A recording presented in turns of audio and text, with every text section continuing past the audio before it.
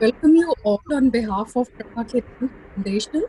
Thank you, Ketan Foundation, for giving me this opportunity. I'm honored. India is a country of diverse cultural literature, music, art, and literature go to adorn and enhance to, to adorn and enhance the future. Prabha Foundation is dedicated to preserving our cultural heritage and has intimately on creating a domain to preserve, acknowledge the enormous treasure trove that we have been gifted. So, in association with Eastern Zonal Cultural Center and Ministry of Culture, Government of India, is a humble effort to showcase worldwide talents from the field of classical music through curation. It is a captivating jugalbandi between an artist and the admirers. In these difficult times when people are struggling to adjust to the new normal, the foundation has ensured that thousands of members do not miss out on their favorite. All our sessions have gone virtual and can be enjoyed from within the safety of our homes. We are delighted to welcome the singer who made us fall in love with the rains all over again and made many of us take a walk down the memory lane with her song Aapke Saath. Ladies and gentlemen, we give to you Padma Shri recipient and singer Srimati Shubha Mudgal ji. She has redefined indie pop and her repertoire includes the genre of Khayal, Thumri and Dagra. She has under great music gurus. The versatile singer has also been a member of the Central Advisory Board of Education and has chaired discussion focusing on the need to introduce arts education program in mainstream school education during the National Curriculum Framework 2005. She was also a Nana Gautam portrait of music at Goa University. In conversation with her is another very talented, versatile songstress, Kaushiki Chakraborty, daughter of eminent classical vocalist Pandit Ajoy Chakraborty. She received the BBC Award for Outstanding Achievement in Music when she was just 25 years. Kaushiki has been awarded the Sangeet Natak Academy's Ustad Bismillah Khan Puraskar, Aditya Birla Kalakarna Puraskar, also shared a Bengali Samman 2017 from ABP Anand. Ladies and gentlemen, it's over to Shubhaji and Kaushiki for an enchanting session of music and words, just the perfect way to enjoy the monsoon magic this evening. Thank you, Vandanaji, for that lovely introduction. And it is really, it's embarrassing and awkward for me to be introduced in the presence of Shubhaji. I am very, very honored and privileged and happy and excited to have Shubhaji with us, with me personally. So this is my personal thank and pranam, first of all, to Shubhaji for being here, for joining us, for coming on board, and for agreeing to do this. And as all of you must be aware of, that I'm absolutely, I don't think I'm ready for this, but I'm very excited and very, very happy. And if I ever had to ask questions about music, about personality, about how to be that graceful, that very, very respectful, and that very strong personality in the field of music, I think there couldn't have been a better person that I could have ever interviewed and asked about that, because some musicians have been, I mean, not only about music, but in totality, some have been such inspirations and examples for our entire generation. And Shubhaji being one and very, very foremost, first and foremost of them, I'm extremely privileged to have you in this conversation. Thank you so much and welcome, Shubhaji. Thank you for the invitation, Kaushiki and Prabha Ketan Foundation. I couldn't have asked for a better person to be in conversation with. What better than to be talking to a fellow artist? So thank you for doing this, and I greatly look forward to it. Thank you so much. I first want to ask, because I did a little bit of research and understand, the background, your family, your parents, and it's quite interesting to know that coming from a family of professors, of family where education, where a lot of attention and time and devotion goes into a very different direction. What brings you to first of all dance and then to vocal music? So I think many of our audiences, they are not aware that you are a fantastic dancer and that's how it started, and then to vocal music. So please tell us a little bit about that journey and what brought you, because sometimes in our generation and the younger ones, I think uh, a very common question is, how do we know that what's our calling, what is it that we are made for, what is it that we are called? So how did you find your calling? I grew up, yes, in a family of academicians and people who were teaching English literature. But my parents were equally, absolutely passionately fond of the arts. And they did their best to give me and my sister, I have only one sibling, Ragini, my sister, and both of us were given every opportunity to engage with all kinds of arts. So we were encouraged to go to listen to concerts, we were encouraged to read a lot of poetry in Hindi and in English. We were encouraged to, uh, go watch theatre. And my parents also encouraged us to learn music and dance. And of course, like all little girls who want to dress up in their mother's jewelry and then dance around a little, I was also very keen to do the same. So at age 4, I started learning Kathak. In North India, it's the accessibility is more for Kathak than for, let's say, Bharatanatyam or Odissi. So I started learning Kathak and loved the fact that my mother would have her saris cut up and made stitched into costumes for me, and that's how I started learning. And but what was slightly unusual was that my parents never said that, okay, as we grew up, they never said that a board exam aa raha hai, now start looking at the serious stuff, and that they never indicated that arts was something that you could only do during your leisure time. The academicians themselves, I think it's very unusual and special. Yeah.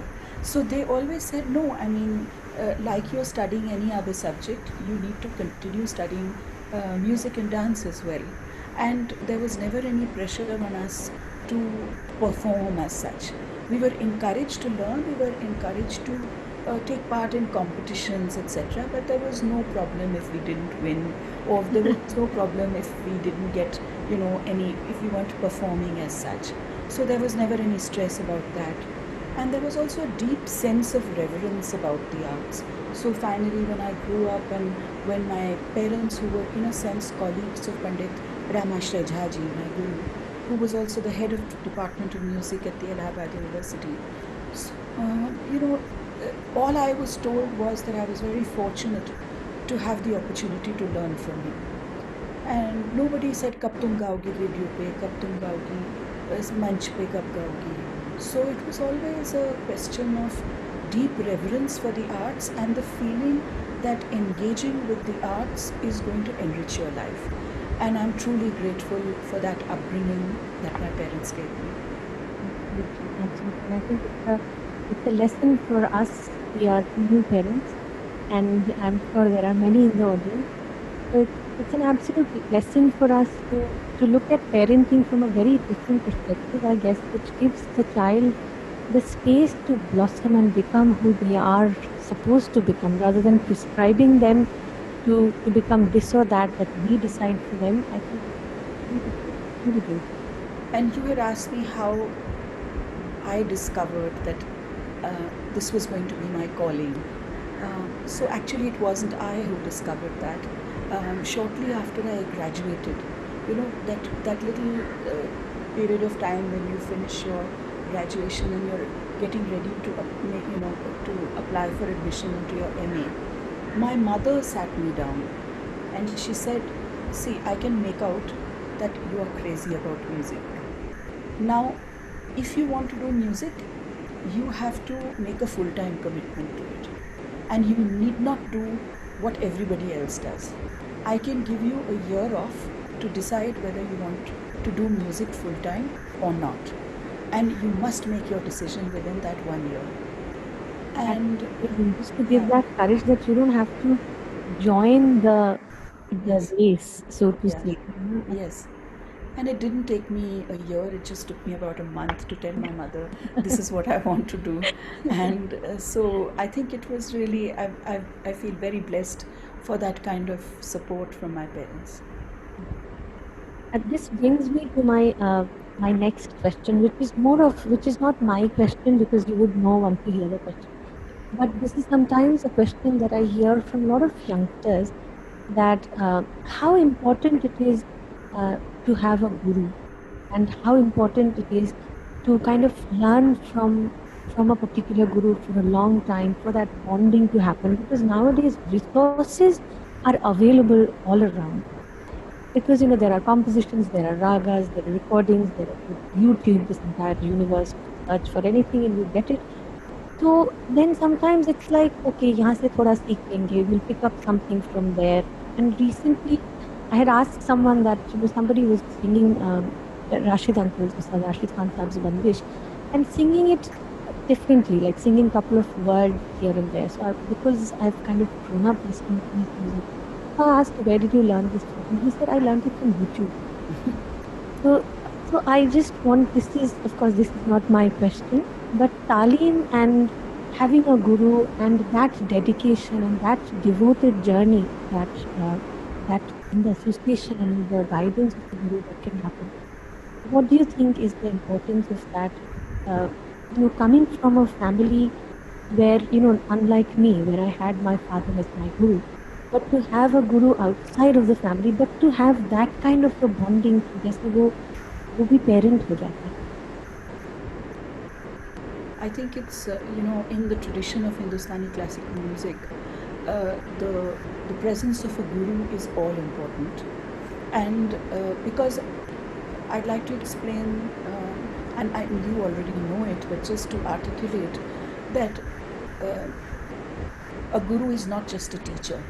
I mean, not that I'm running down the role of teachers. Teachers are very valuable and they give us a lot. But the tradition of guru and shishya, particularly in the sphere of Hindustani music, is all about giving a customized individual training to each shagird, to each shishya. Despite having a style of teaching or a basic sort of template that they may follow, each guru actually customizes training for each shishya. And that is what is so important. Also, that we don't really follow a curriculum as such. And yet, apart from ragdari, from bandeshes, from knowledge of tal, that is not the only things that are transmitted through the guru. The entire ethos of the tradition, how you should meet an elder, how you should acknowledge an elder musician when they come in, all of this is imbibed. And therefore, the need for long hours spent with the guru, not perhaps very many times it's not that you are sitting and getting talim. Perhaps on one occasion you may only be playing tanpura while your guru is teaching somebody else. But just the privilege of being able to listen to somebody else's talim and to see both your guru and another shagird being taught in itself has many stories, many lessons to be learned from that transmission as well, where you are allowed only as an observer.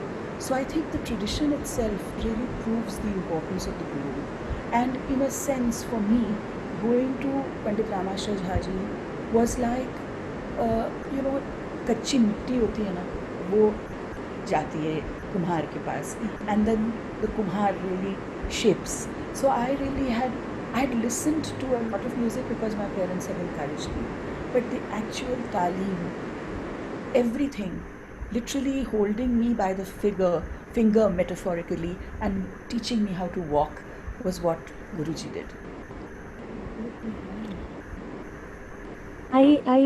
Now that you're on the other side, now that you are teaching your students and you are on the other side of that journey, how you looked at the journey and how you see them looking at this process.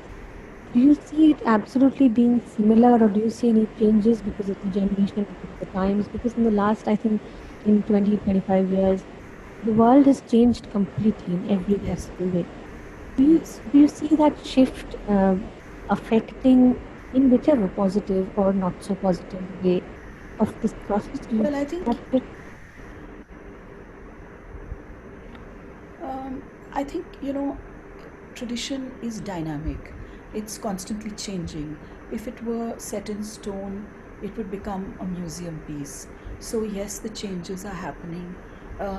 Our interaction with our gurus, um, particularly those of us who are staying in very, in large cities, cannot be the same. Where it takes you maybe, I mean, if somebody is coming to learn from me from Gurgaon, it could easily take them an hour and a half to 2 hours to come and to go back. तो 4 घंटे तो उसी में लग गए, फिर कुछ 1.5-2 घंटे तो आप मेरे पास भी रहेंगे.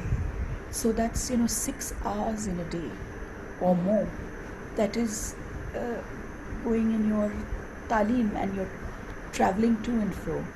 So I think the amount of time that we can spend with our gurus or with our students today may have become compressed, and therefore we have to think of how to be able to share with them in the most effective manner. At the same time, there are certain strengths which were not there earlier. For example, at least for follow-up, it is possible that I'm living very often in a city where it could rain a lot and suddenly the streets could be flooded. Now how do I ask a student to come at that time? Or there could be rioting. How do I ask them to come at that time? So it is possible to follow up, let's say, using online formats, although that comes with its own challenges, I have to say. But follow up can be done in many ways which it was not possible to do earlier. So I think the amount of time that we are spending with our students is less very often, but at the same time we are making strategies to see how effectively we are able to share whatever we can share with them and how to customize the training for each one of them. One more question before I move on to very different modes of questions. One more thing that I wanted to ask you. This is personally my question as well. That how much do you believe in the traditional definition of gharana, and especially because, as we said, that it's a dynamic tradition, and if I'm not too wrong, that this gharana tradition, this understanding of the traditional way of gharana system is from a time where communication, listening to each other's music, going to different places, but not as convenient as it is now. Now we don't even have to go anywhere. We can sit in the comfort of our rooms and listen to all kinds of things. So in a time like this, where information is all around, how do you think that the traditional definition of gharana and following that applies in this changed time? I think gharana is very important for a student of music. I respect the tradition of the gharana because it really, in a sense, provided for some of the iconic styles of looking at music and presenting music. And at the same time, the gharana tradition itself shows us with ample illustrations that within a gharana, the tradition permits you to be yourself. So, for example, two iconic singers from, let's say, Pandit Bhimsen Joshi and Srimati Gangubai Handal, learned from the same guru, same gharana, and yet such different personalities, such different musical personalities, the gayakis being similar, also so different. So I think, in each gharana, if we were to go through a list of the singers and the musicians from each gharana, whether they are instrumental gharanas or vocal gharanas, I think it is a revelation that the tradition itself is such that it allows you to be yourself while retaining certain familial or gharana um, characteristics in your music. So I think gharana is really important, and at the same time, I do believe that the path breakers have shown us how from within a gharana you can forge a style that is unique. Look at Ustad Amir Khan Sahab, Ustad Bade Ghulam Khan Sahab, Pandit D.V. Paluskar. There's so many who have, formed Pandit Kumar Gandharv. I mean, each one of them had gharana anchors, and yet at the same time they were path breakers. Now we want to ask you something very specific to you, and which is very, very rare. That I think, in my knowledge, if not one of them, but I think, if not the only one, but at least one of the very, very, very, very rare ones, who being a very, very traditional classical musician, wears the hat of being a composer, of being a writer, of writing fantastic blogs about topics that are really thought-provoking, because I've read many of them regularly. I do, and being an indie pop star, and being that, in between two tanpuras, you sit and you are this iconic classical vocalist, and then with a band you sing some a completely very different feel and very different temperament, very different personality, very different way of carrying yourself, and that entire persona that comes out is absolutely fantastic. And then the recent book which you've written, which is amazing. I've read it myself. And this is, in every single person who's been following classical music, all of you should read that book. It's amazing, amazing anecdotes. And to the extent that some of them, I think I know them. It's to that extent they're familiar.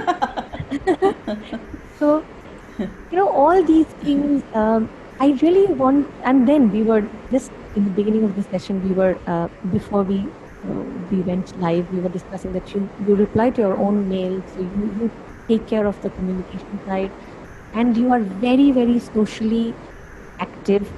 You are politically aware, and you very, very strongly and with amazing amount of grace, you know how to take a stand for yourself, for the fraternity, and for a cause that you believe in.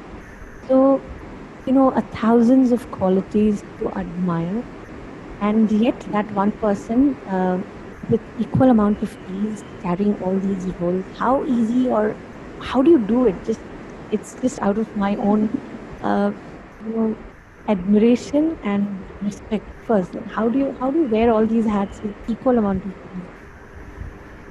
No, it's very sweet of you and very generous of you to say that I do all of these things. But if you look at the great pioneers of Hindustani classical music, many of them did. Look at your father, actually, who is running. I mean, he's such a eminent artist himself, a leading artist. How he is teaching people, how many things he's.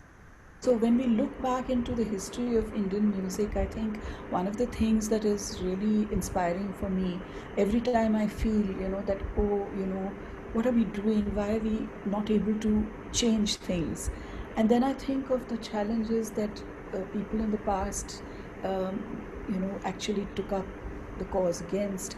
And for example, I mean, if you just think of Pandit Vishnu Digambar Paluskar, to start a school for music, democratizing music, so that even people from outside the Khandan could, outside Khandani musicians could come and learn music.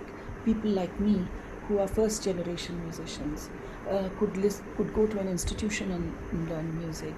To think of not just that, but to think of having a printing and publishing press to print books of for music.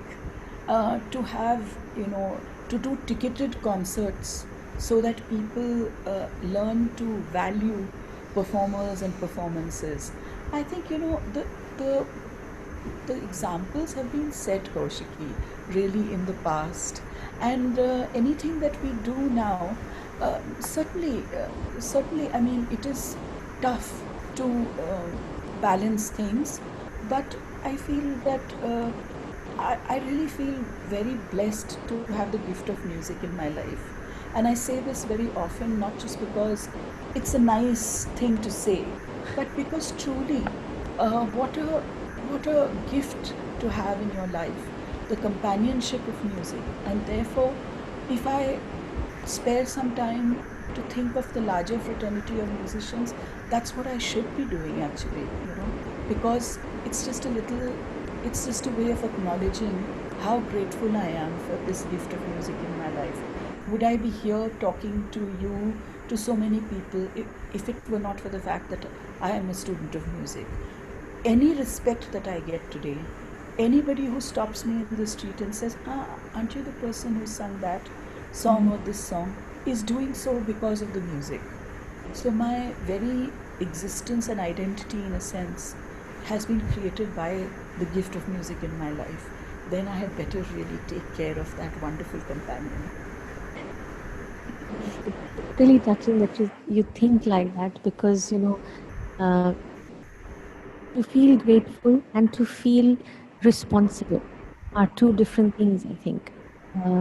We all, to a certain extent, we feel grateful for, as you rightly said, that for the gift of music that we have in our life. But to take that gift as a responsibility and to see beyond ourselves, and to see how that can be useful for a greater, for a larger society, for the audience, the awareness, for the fraternity itself, for other musicians, and to take various different paths and to take various different routes to reach out to the society to send the right message across. I think that's an incredible role that we've been playing through various ways, which is for students like me and younger ones. I think amazing examples of this in every single day with different projects and different ways of doing that we're doing that. And thank you for doing that. आपने अभी you just mentioned खानदानी musician. It's something that triggers, especially in the context of this time. We are talking about nepotism, talking about not so fair choices, that kind of forced onto different fraternities, different fields.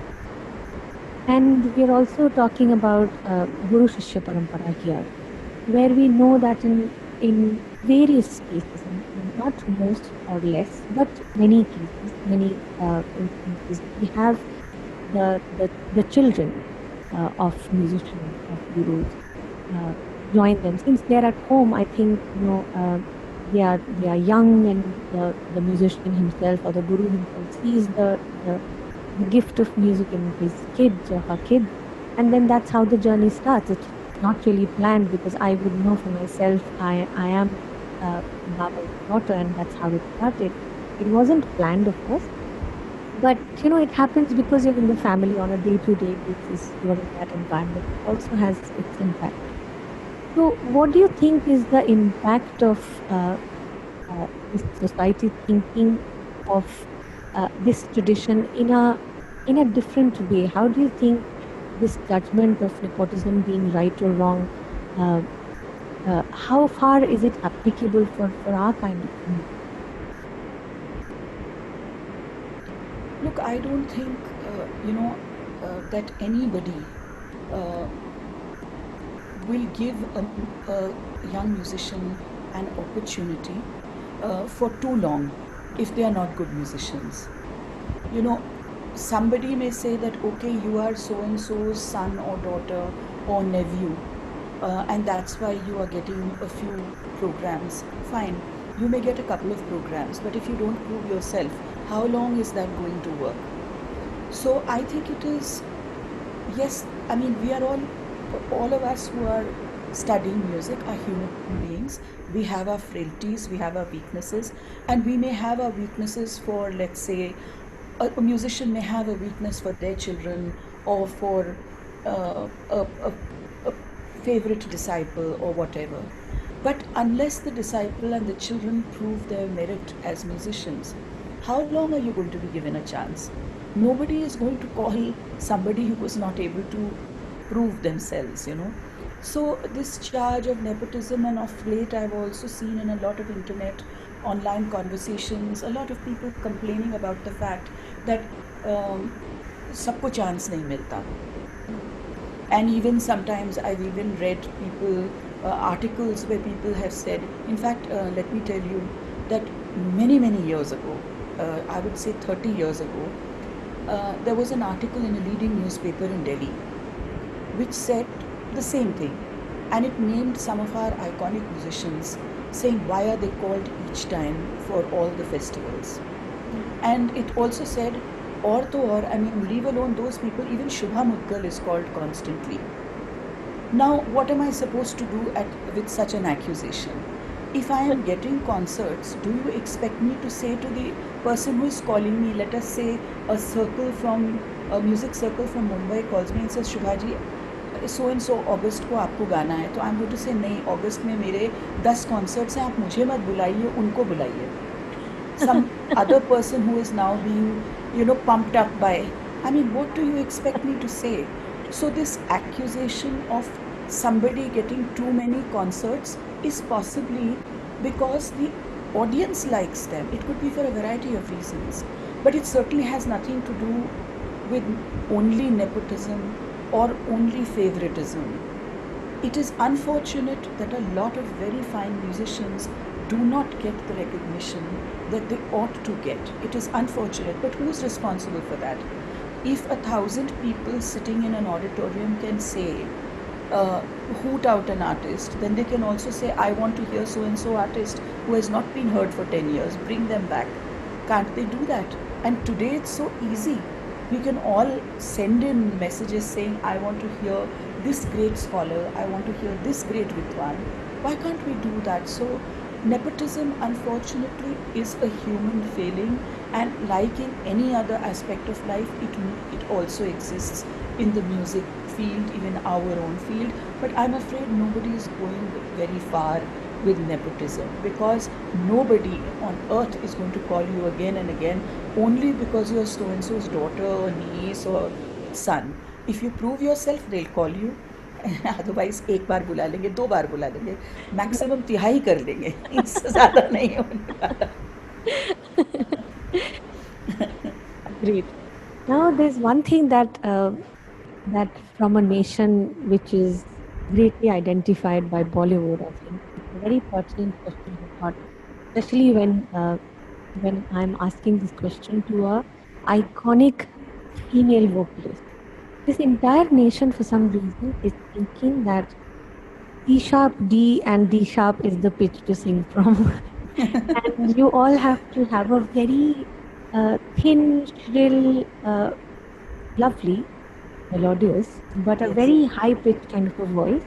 And that is how good a singer, one of the parameters, of course, I mean, one of the foremost parameters of how good you are as a female singer, especially, depends on how high you can reach. And even I'm sure, I don't teach regularly, but some workshops, some master classes, some here and there, people always have a question, Didi, I can't reach high notes. How do I reach high notes? So reaching high notes is like an achievement, or like something great happening. Hit that high.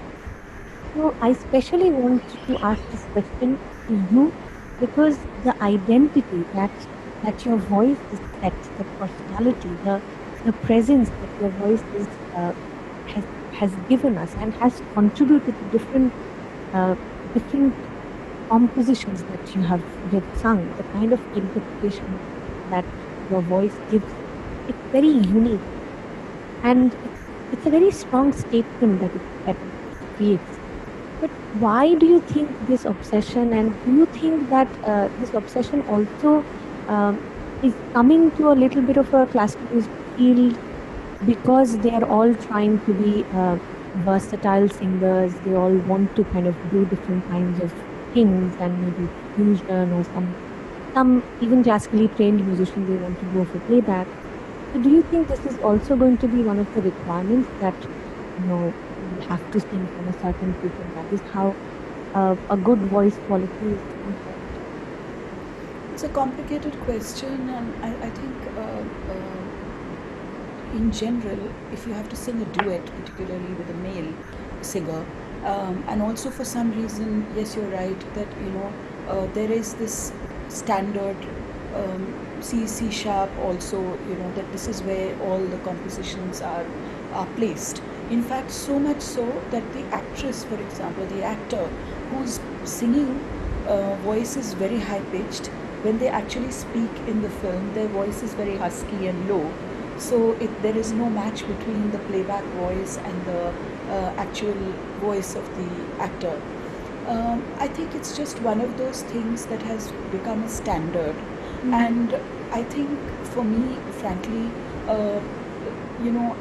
one of the first things that I ask anybody who does me the honor of asking me to sing a composition of theirs is the track ready, and what key is it in?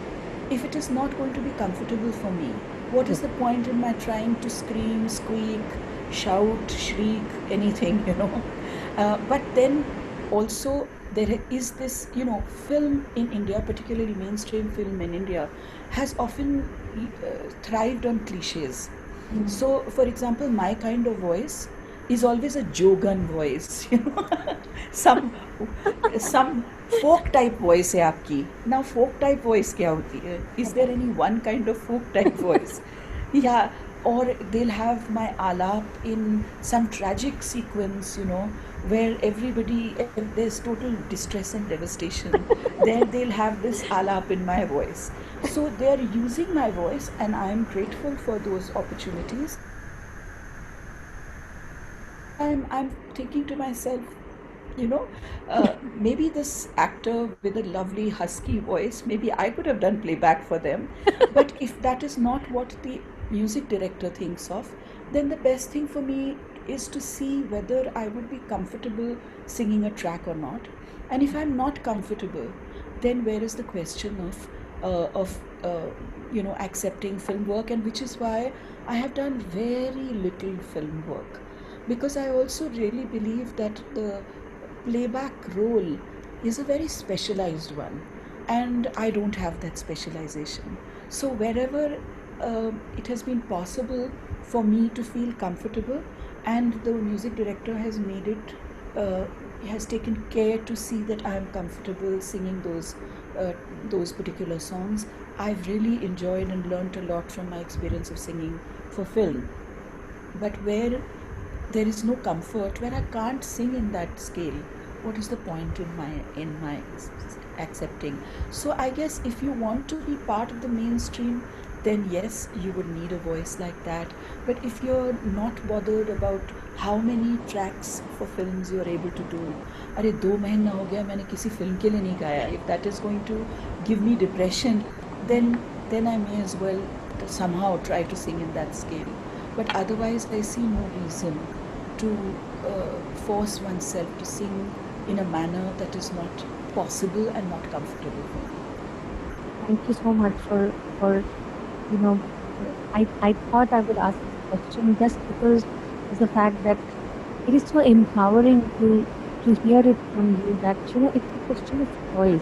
Whether you want to sound like somebody else, whether you want to kaise bhi karke you want to fit into a composition just to be there, just to be in that platform, as opposed to you want to sing the song as comfortably and to the best of your ability in your comfort zone. To have that power of choice, I think, is an example for the younger generation, and I'm sure whoever is listening to this and listening to it in the future, I think this is one big, they can derive the strength from what you just said. One thing I have plenty of questions, but there's one question that I want to ask before we go, and this is very relevant to the time that we are in. In a time like this, where it's very lonely especially for performers. I'm sure you're feeling it, the synergy between the audience and the performer and the accompanying musicians, and the entire vibes that we kind of get when we are on stage. Uh, that is absolutely missing. Now, communication means that you're looking at a webcam, which you don't even know whether it looks back to you or not. And you're imagining that there are hundreds of people on the other side nodding and clapping and saying Gaga. And you have to kind of create that space in your imagination from where you can kind of derive some sort of an inspiration for you to sing the next phrase. Otherwise, तो मन ही नहीं होता. ये Logitech की तरफ देख के किसको मन होता है, you know, to sing. So, and the role of the accompanying musicians, that entire feel. How do you think that this digital space, how far can it give us that, or how far will it be a kind of some sort of a alternative to that space for the audience and for the musicians as well? So, right now, I'm afraid there is no other option but the online format. And like any new format which we attempt to use to the best of our ability, this also comes with many, many challenges. One of them is the challenge that you and I possibly can't overcome because it's an issue of technology which neither of us knows, or not, nor do many musicians. There are some musicians who are also, computer and programming experts, and maybe they will come up with solutions. I believe some of them are looking for solutions, but frankly, all the platforms that we currently use are not designed for music. So, uh, on the one hand, the online option is the only one, and I'm afraid COVID is not an easy opponent to work against. So, for a long time, we will have to be careful and we will have to maintain the physical distancing. We will have to maintain, I don't know till when. And till such time, the online platform is really the only option. Now, having said that, I think we need to experiment with many things. We need to experiment with what duration of programs. So, for example, in a actually physical live concert at a venue, you would be featured for an entire evening, and you might sing for 3 hours with an interval, maybe not even that. Today, are we going to be able to hold an audience for 3 hours on an online format? So we need to look at durations, and we've done this in the past. Remember how did we start singing for radio, where we used to get 15-minute slots and half an hour slots? Hands going round and हाँ, round. कभी खत्म exactly. करना है. हाँ. Or for example, how did we deal with cassette technology? In the past, when recording technology came to India, how did the great maestros deal with the 3-minute and 5-minute format? They compressed their performances. So, the good thing is that there are a lot of creative people that are dealing with this challenge, and we will come up with the best possible solutions. But what we need perhaps to do is to get here a reassurance from our audiences. So right now, yesterday we finished doing 3 shows of a concert which we called Gift to Malhar, where we had 2 artists performing, Shashwati Mandal, vocalist, and Arnab Chakrabarti, sarod player, and their accompanying artists. Each performed for half an hour, and we had a ticketed online concert. And so I think that right now what we need is not just the hearts and the waves and the balloons and the confetti going up on Instagram Live, but people saying, we want to hear you. However, we want to hear you. I know the online platform isn't exactly what we wanted, but if nothing else is available, I want to hear Kaushiki sing. And so I will pay a ticket and I will come to hear Kaushiki sing. So I think that reassurance is what we need from our audiences. And as artists and students of music, I think we constantly need to grapple with the need to find what is it that we can present online, which despite these challenges, our audiences will enjoy. And that doesn't mean that we have to do less alap, or that doesn't mean that we have to choose the lightest of things to sing. No, I think we just need to think a little more, try out various experiments, and get a feedback from our audiences. I know that with the kind of creativity, collective creativity there will be solutions. Amazing. That is a very right statement to, to kind of bring this to a point where we open it for our audiences. So yes, over to Kaushikiji, if you see the Q&A box, there is a question from Kangan Bhalla. Kangan, yes. Oh. So I will. Do I just? Yeah, you read that question out. That okay. So Kanganji has asked a question saying that girls still being a minority in the classical music fraternity, especially instruments. Question for Shubhaji. In instruments, perhaps yes. As instrumentalists, perhaps yes. There are fewer women, but amongst the vocalists, I think we are a majority. What do you say, Kaushiki? And remember that I don't think it's perhaps the numbers that matter, but I think it's what we stand for that matters. In the past, we have had people like Kesarbai Kerkar, who, through the sheer genius of her music, was able to call the shots in any situation. We have a Gohar Jan who was able to hold her own. Remember what exactly? Minority hai to kya hua? If we want to establish ourselves. Numbers. But I also see that Parthasarathy ji is here, and I would like to say namaskar to him and thank him for sparing time to be part of, to listen to us. He was very excited, and he also said that, is it okay if I send her a question? Yes, I'm just reading your question. Yeah, he's also asking about the gharana and how much independence should be incorporated or imbibed along with the goodness of the gharana and with other gharana. Is it unethical? Is it right or wrong? Or what are your views? You know, I come from a training where you would have heard my Guruji, Kaushiki, and aapne bhi suna hoga, Parthasarathy ji, that my Guruji often used to laugh and say, "Arey, humne 72 guru se sikha hai." Now, I think he wasn't really referring to 72 people, but the fact that he was open to imbibing information from various sources.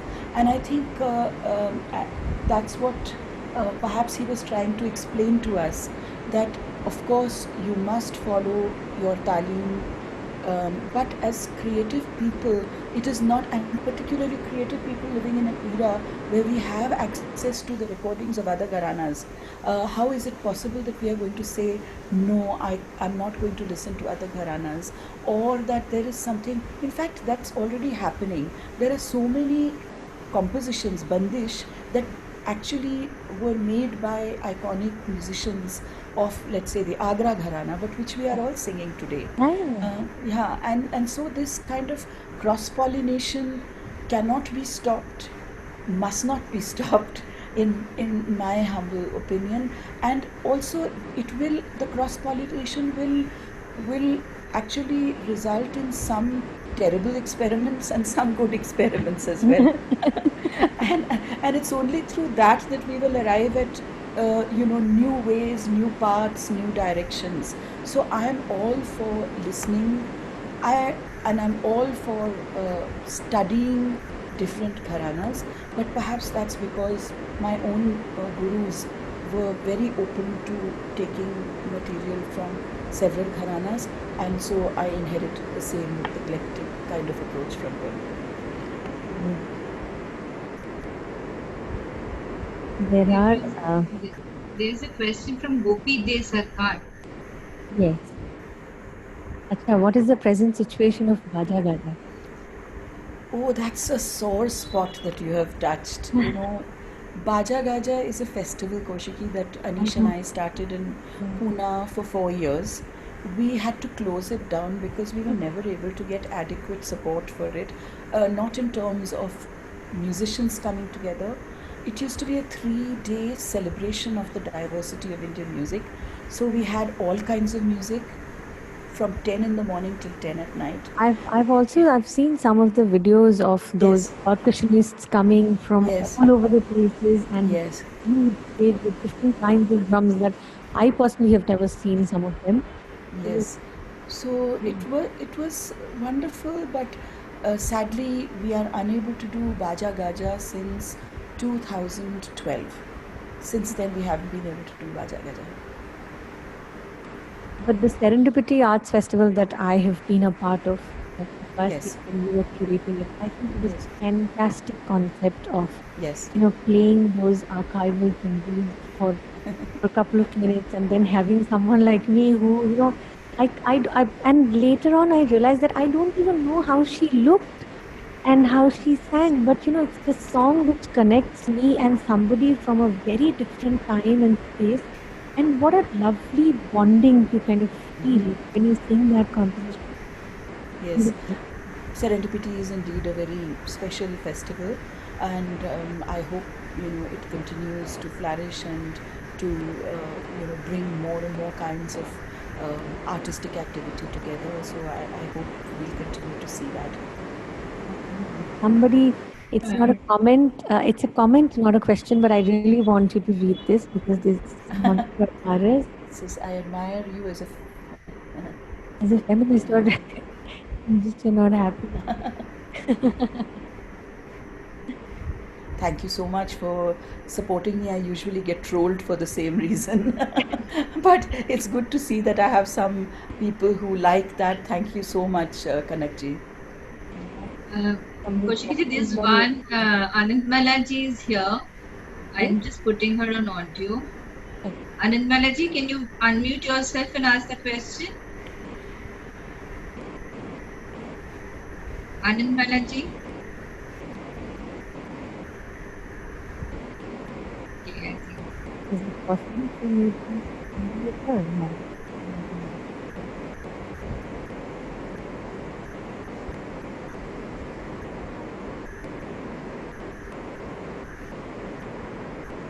Can't have Anand Malaji. I think one small thing that because I have got 1 or 2 minutes, I will ask. But I know about your deep love affair for Thumri, Dadra, Hori, Chetli, Kajri. And recently I've heard a beautiful Jhula composition, your composition, from a student of yours for a music competition that she sang for. And I got an opportunity to listen to that composition. Beautiful composition first. I just want to know that, and if I may mention this, that I know that with the tradition also, with the Vaishnav tradition, you have a very deep connection. If you just would like to talk about it. I beg your pardon, I didn't hear the last part of that. I think with the Vaishnav tradition, Yes. I'm aware that you have a very deep connect. Yes. So if you want to talk about that space, and I personally so want Thumri to be like the thing that that we will have festivals of Thumri, we will have sessions where Thumri will be researched and understood and explained and demonstrated. And I know your love for that. So Yes. I really want you to talk about that. I was fortunate, to study Thumri from Srimati Naina Devi ji. She accepted me as a shishya, and it was a wonderful experience to be not just learning Thumri from her, but also hearing about so many anecdotes from her, listening to how she really, her love for literature. So, I've been very fortunate that apart from my parents' love for literature, each of my gurus, whether it was Pandit Ramashra Jha ji, or whether it was Srimati Naina Devi ji, or whether it was Pandit Vinay Chandra Maudgalya, or whether it was Pandit Jitendra Visheki, Pandit Kumar Gandharv, each one of them, Thakar ji, Vasant Thakar ji, many of them were Vagyakars, so they actually wrote the lyrics of the bandishes that they composed. but also they were deeply, deeply interested in literature of different kinds. Naina ji was very well versed with Urdu poetry as well. And so again, I got this, window into the wonderful literary treasures of Indian literature from various periods. And apart from my being a student of music, I constantly read and try to understand different aspects of literature. And I'm so drawn to it. So much of our literature was meant to be sung. So if you look at any poetry, like if you look at Bhakti poetry, very often the compilation will say Rag Surat or Rag Kalyan or Rag Kannada. So obviously it was meant to be sung.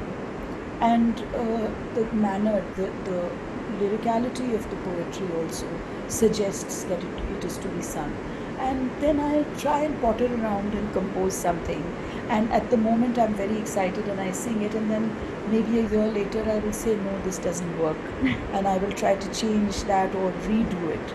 But yes, over the years, the Vaishnav Bhakti poetry, which is offered as part of worship ritual in Krishna temples, has been a personal journey of discovery for me, where every Leela, every hour of worship has special Padavali, and which was meant to be sung.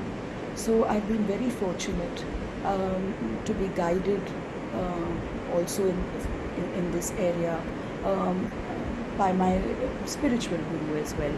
And I've worked on it for a long time. A lot of it remains, I've never presented it on stage ever, but it certainly remains part of my life and my journey as a student of music, and I'm again very grateful for that opportunity. Really beautiful, and thank you for sharing this with us. I don't know if we have more time to take more questions. No, Kuchiki, we do not have time, so Okay. I think we should record. So, sorry, we had one or two more questions which we couldn't take, but I think from the bottom of my heart, I thank Shubha for such an enriching conversation. You made my day, and there's so much to admire. There's so much to learn. There's so much to bow down to. And as you rightly said in the beginning, that being around with someone that can give you so much to learn and so many ways to inspire you. उनके सामने रहने का भी एक अच्छा मौका मिलना भी बहुत स्पेशल होता है. So I thank you for giving me that opportunity. Thank you so much. I've been a fan since when you were a little girl. So, and I'll always remain a fan. So I'll be cheering when I don't have any teeth and when you're still holding people in thrall. I still remember that when I was starting to have my new teeth, I was who had the faith in me, and my first recording in Delhi was done thanks to you. I still remember. No. It was done thanks to your talent. So, but as I said, I will always remain a fan. All the very best, and thank you so much for speaking to me. Thank you so much, and on behalf of the Bhakti Foundation as well, I thank you for being our guest, and to all our audiences, thank you so much for joining us, and I'm very sure that this has been as much an enriching to all of you as been. Thank you. Thank you, Shubhaji. Thank you, Thank you. Kuchiki. Thank you.